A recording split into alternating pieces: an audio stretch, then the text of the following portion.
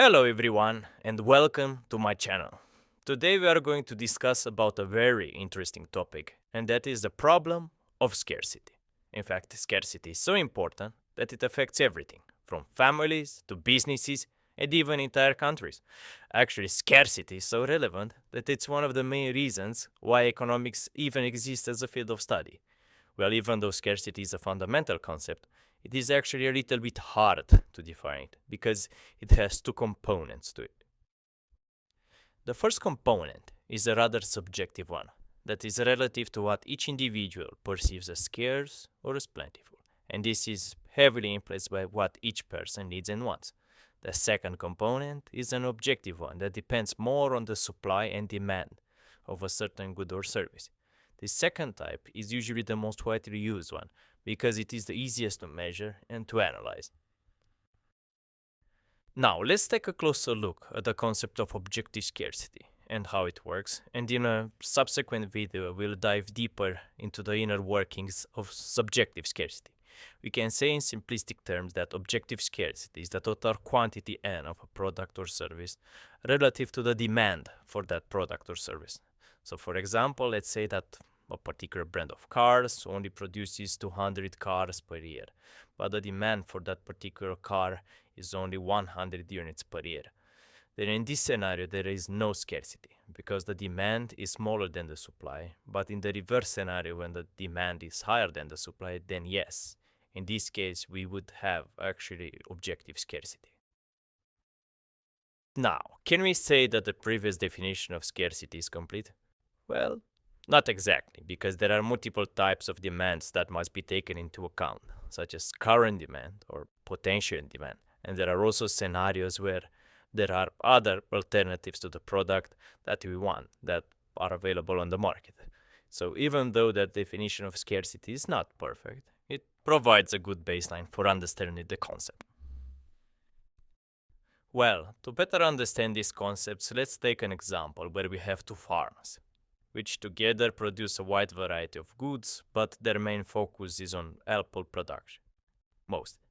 Let's assume that these two farms combined produce something like 125 tons of apples, and each apple depicted here represents 5 tons that are going to be sold on the market. It is also important to understand that farms do not operate in isolation, and they usually place themselves strategically in close proximity to cities in order to reduce various costs, such as transportation costs or storage costs. In our scenario, we will consider that these two farms are in close proximity to a rather small city of only, let's say, 25,000 people, and for the sake of simplicity, we'll assume that all the apples sold in this city are supplied exclusively by these two farms. Now, if you do a small calculation and assume that all those apples have something like 150 grams each, and we have 125 tons of apples in total, then if we try to distribute all these apples evenly among the entire population of this city, then there are going to be approximately 33 apples for each person in that particular city.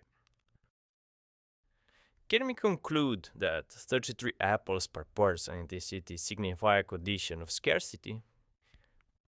Well, not definitely, because in order to make that determination, we must first analyze the city consumption patterns, and that says the actual apple usage by its population. So let's extract randomly 3 people out of the entire population. Let's call the first one Bill, the second one John, and lastly the third one, let's call him Michael. And we want to examine their patterns of consumption and see how they differ from one another. So let's say that Bill is not a big fan of apples, and he finds them kind of sour and untasty, and he barely consumes any of them during the year. So we can say that Bill will consume at most 2 apples during the entire year. If we move to John, on the other hand, he actually kind of likes apples, and he consumes between 20 and 30 during the entire year. But if you move even further to Michael, he actually loves apples, and he likes not only to eat them, but also prepare several apple dishes, such as apple pies, or occasionally even apple cakes. So Michael consumes at least 120 to 140 apples per year in order to satisfy his wishes. Now, Bill, John, and Michael represent only but a small sample of the entire population of 25,000 people, but they provide a good understanding of how often people consume apples and how they use them. So now, if we scale up to the entire population of the city, we can examine how many apples were consumed per year by this particular city. So for simplicity, we'll use a time frame of, let's say, 11 years from 2015 to 2025, and we'll consider a steady supply each year of 125 tons of apples, which will be represented here in blue. Well, the supply may be stable, but the consumption represented here in red varied a lot during these 11 years. So, in some years, such as 2017, the demand exceeded the supply, while in other years, such as 2023, the consumption dropped to only 80 tons of apples, which was not exactly great news for the two farmers. So now, based on this graph, we can broadly conclude that apart from 2017, when the demand exceeded the supply, there is actually no scarcity of apples, and the supply is more than enough to satisfy the needs of the population.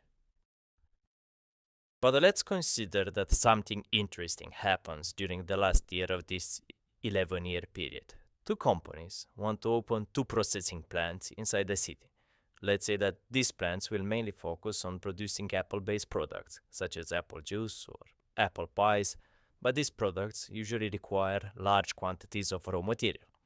For example, depending on how juicy an apple is, for 1 liter of apple juice, we may need up to 15 apples, while for an apple pie, we might only require 8 apples. In order to ensure a steady supply of raw materials, the two companies are willing to make a contract with the two farms agreeing to purchase 80% of their total production of apples each year, which is equivalent to almost 100 tons. Considering that the demand for their product varied significantly during the last 11 years, and due to the important losses experienced in 2023, the two farms are willing to make this contract in order to avoid future similar losses and assure a steady demand.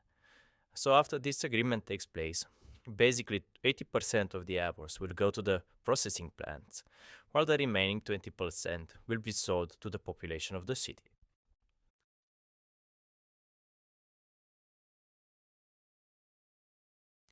Now, let's go back to our initial graph of consumption for each year from 2015 to 2025. Let's calculate a mean value for this entire period of 11 years. If we calculate the mean demand value for this entire period, we find it to be approximately 107 tons. If we now plot another graph for the next 5 years from 2026 to 2030, and we consider at the same time that the supply will remain to 25 tons and the demand will be the mean value of 107 tons, then in this case there is going to be a huge scarcity of apples, since the demand is almost 4 times higher than the supply. Well, even though in this scenario we have an obvious case of objective scarcity, since the demand is much higher than the supply, this does not mean it is set in stone. Apples are not some sort of special material that is rare or can't be produced based on the demand. In fact, one of the main reasons that made the farmers avoid increasing their supply of apples is because there was no demand for this increased supply, and all the excess would not be consumed and eventually it would be wasted. Actually, the farmers even kept an average price at around, let's say, $1.5 per kilogram in order to encourage the demand for their products. But in our scenario, the demand for their products almost doubles, so a new price per kilogram should also be established in order to make the future increase in apple supply similarly profitable. So, in order to determine the new price per kilogram, the two farmers go on a short polling trip to find out how much each individual is willing to pay for each kilogram. And we will assume a perfect polling where all the 25,000 people are participating. Now, if you go back to our 3 guys from earlier, since Bill is not a fan of apples, he's not willing to pay more than $1.5 per kilogram. When John is asked the same question, he responds, let's say, $3. But when Michael is asked this question, he responds $7.5, which is 5 times more than the initial price. So after collecting all the data and calculating a mean value per entire population, they reach a market price of almost, let's say, $2.5 per kilogram.